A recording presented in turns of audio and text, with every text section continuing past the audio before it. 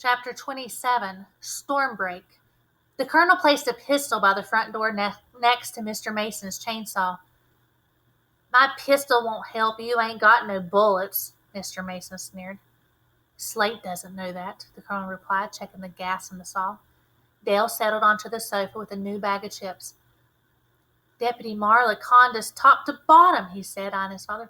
Looks like she's working with Slate all along. Maybe we should change our name to Dim-Wit Detectives, he added, dropping a chip into Liz's mouth. She conned me. You figured her out. But why would Deputy Marla team up with a loser like Slate? Only two possibilities, money or love.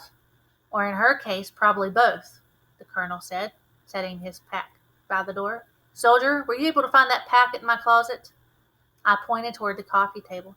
I'm sorry, sir, but a few clippings got away. It's hard to flatten tires and do paperwork at the same time. Truer words have never been spoken, my dear, he said. He picked up the packet and disappeared into the kitchen. I found him at the kitchen table a short time later. His candle flickered low, and he rested his forehead in his hands. He looked up, candlelight playing across the lines on his face.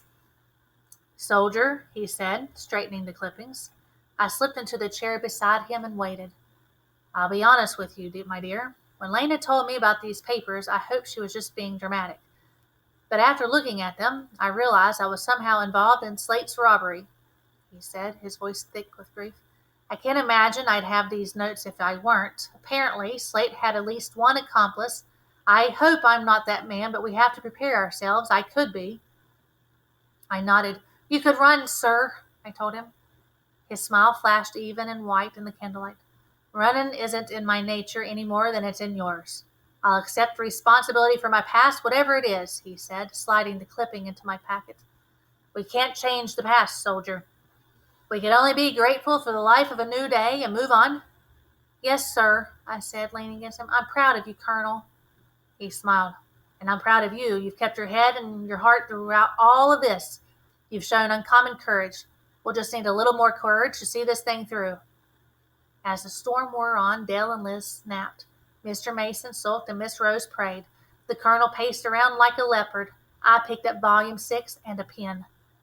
Dear upstream mother, I wrote. I crossed out the words. Dear Miss Lena, hold on. We'll find you. Mo. As the hurricane roared, the colonel patrolled, and once he stopped by a window, he went and leaned forward, his forehead gently bumping the glass. Colonel, I said, rushing to him, are you okay? He put his wiry arm around me. I am, but this feels so familiar. The storm, the danger. Rain lashed the windows. He looked across the room to Miss Rose, who settled on the siete with her eyes closed. She's praying, I whispered. He waited until she opened her eyes.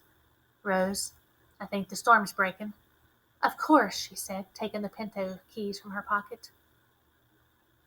I'll take the back road to Jesse's rather than going through town. I have less chance of downed trees in the forest than out in the open, where the trees stand exposed. I'll have to cross just one small cleared field where the winds will be strongest. I'll come in by the crash pine and drive the lane along the river. He looked at Mr. Mason. If Mason gives you any trouble, feel free to shoot him, he added, a smile in his eyes. Thank you, Colonel. That's very generous of you. I'm going with you, sir, I said. Thank you, soldier, but no. You stay with Rose, that's an order. I shook my head. I lost my first mother in a hurricane. I ain't losing Miss Lena in this one. I'm going, Colonel. Dale sat up in the siete.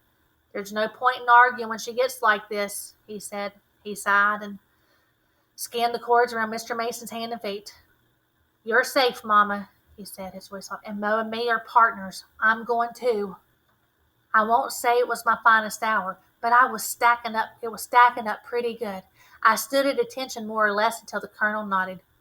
Rose, he asked, his eyes questioning.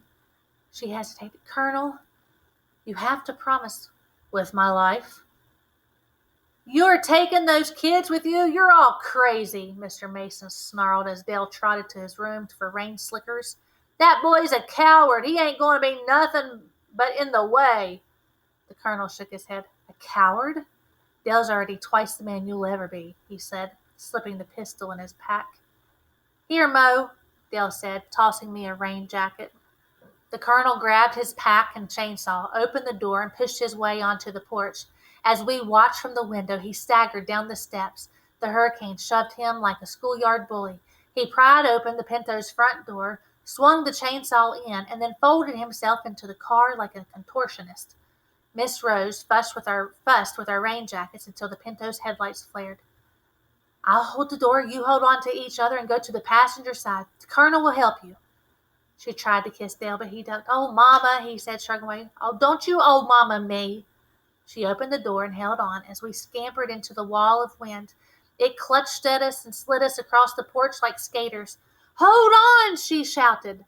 Dale grabbed my arm and we shoved our way down the steps, the wind pushing, tripping, grabbing. Well done, the colonel said as the wind slammed the door behind us. Dale dove into the back seat and we took off at a snail's pace. The colonel hunched over the wheel as he crept down the drive and onto the road. Hurricane Amy pounded our little car with both fists. It's like riding in a drum, I shouted, wiping the fog off the windshield. Help me watch your fallen trees, he bellowed. Dale and I leaned forward. We were lucky to see 10 feet ahead. Twice we stopped to chainsaw trees out of our path. Are you okay, sir? I asked as we drove around the second tree. He nodded, but he clenched his jaws and his fingers went white. He gripped the wheel so hard. When we reached the small open field near the crash pine, he stopped. Double-check seatbelts, he said, and edged out of the woods. The wind grabbed our little car's nose and turned us. Hang on, he shouted as the wind pushed us sideways down the road, skidding, skidding, skidding. Our fender grazed the crash pine, and the colonel gasped. Slowly, we slid towards the bridge. Unfasten seatbelts! Prepare for emergency exit! I fumbled with my belt as he floored the gas. I couldn't hear our engine through the storm's howl, but I felt our wheels spin and finally catch in the wet gravel. We fishtailed past the bridge, the beams of our headlights dancing jagged through the trees as we bounced onto the lanes leading to Mr. Jesse's. The trees blocked the wind again, and I could hear Dale singing himself calm in the back seat. We inched on to Mr. Jesse's drive. We'll leave the car here, the colonel said. He held his door as we struggled out after him. No flashlight. Stay behind me. No noise. Be careful. We bent low, crawling over fallen trees and slipping through wet grass to Mr. Jesse's porch. The colonel rolled onto the porch silent as fog. We followed. There's Slate, I whispered, peeping over the windowsill. Where's Miss Lena? You two stay here. I'll find her. He disappeared into the rain. Slate had balanced his flashlight on Mr. Jesse's lazy boy, propping it in place with 2 pillows. His pistol lay beneath the flashlight, blunt-nosed and mean. Dale and I watched, barely breathing, as Slate peeled back Mr. Jesse's rug and picked up a pry bar. His bald head glistened and sweat ran crooked down the side of his face. He worried the pry bar under the floorboard and stepped onto the high end of the bar. The board broke loose with a dusty scream. What's he after? $500,000, I whispered. As I watched Slate work, my mind raced. What did I know about this house? Old wood, sitting 2 feet off the ground on brick pillars. Or was it? Is Mr. Jesse's house underpinned? I whispered. Yeah, Dale said as Slate pried the third board free. Solid brick, why? Slate pried board after board free. When he had a gap large enough, he grabbed his flashlight and leaned into the space, peering into the darkness beneath the house. Attack, I whispered. But the colonel, field command, attack! We snuck through the door and across the room. Slate knelt before us, grunting like a pig as he shone the light beneath the floorboards. I pointed to Mr. Jesse's massive oak coffee table, and Dale crept towards it. Go, I shouted, placing a perfect flying front kick on Slate's backside. Slate bellowed as he dove head first beneath the house. The table! We dragged it over to the hole in the floor, jumped on and held on for dear life. The table, with its stubby legs, left just enough space for us to see the glow of Slate's light. Now what? Dale gasped as the table bucked. We wait for the colonel. You hear that, Slate? We got reinforcements coming. Slate kicked, roared, and kicked again. Let me out of here, he demanded, panting. I could hear him struggle to his back under the house. His flashlight beam darted around the table edges as he explored his new prison. His voice was cold and sly. How about I give you kids $100 apiece to go away? Make it $200. You can buy anything you want. Hey, Mo, you could hire a real detective to find out who your mother is. How about that? Dale leaned toward me. How does he know? Deputy Marla, I reminded him. Don't care about your true folks? No skin off my back. Dale, what you going to do with your money?